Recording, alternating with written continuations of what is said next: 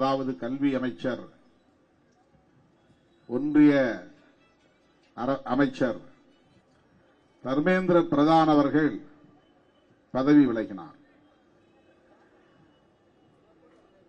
இது இந்த மாணவர்களின் போராட்டத்திற்கு கிடைத்த மாபெரும் வெற்றி. பிஜேபிக்கு வீழ்ச்சிக்கான முதல் படி. பிஜேபி ஆட்சி இனி இந்தியாவில் இல்லை, அடுத்து அது பல வீழ்ச்சிகளை சந்திக்கும் என்பதற்கான ஒரு தொடக்க புள்ளி.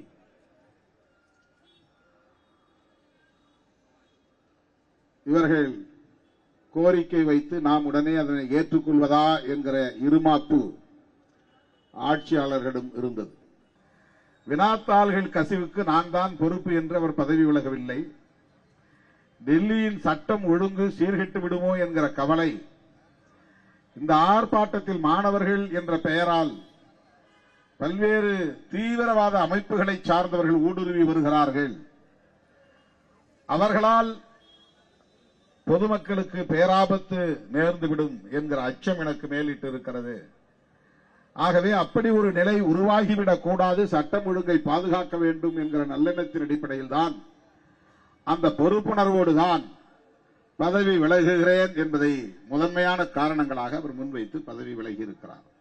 எப்படியோ சிஜேபி முன்வைத்த கோரிக்கை வெற்றி பெற்றுவிட்டது. எதிரிகளே இல்லை இந்தியாவில் என்று இருமாப்போடு இருந்த பாஜக, காங்கிரசும் பலவீனமடைந்து விட்டது, மாநில கட்சிகளும் ஆங்காங்கே தோல்வி அடைந்து முடங்கி போய்விட்டன என்ற இருமாப்போடு இருந்த ஒன்றிய ஆட்சியாளர்கள் இன்றைக்கு பணிந்து சரணடையும் நிலை ஏற்பட்டிருக்கிறது. காலம் அத்தகைய தீர்ப்பை வழங்கி இருக்கிறது. இதுதான் நாம் கவனிக்க வேண்டிய ஒன்று.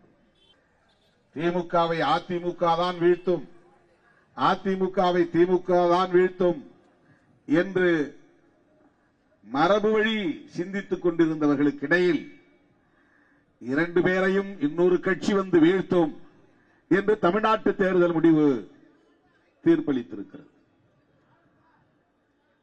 அப்படித்தான் பாஜகவை காங்கிரஸால் தான் பலவீனப்படுத்த முடியும்.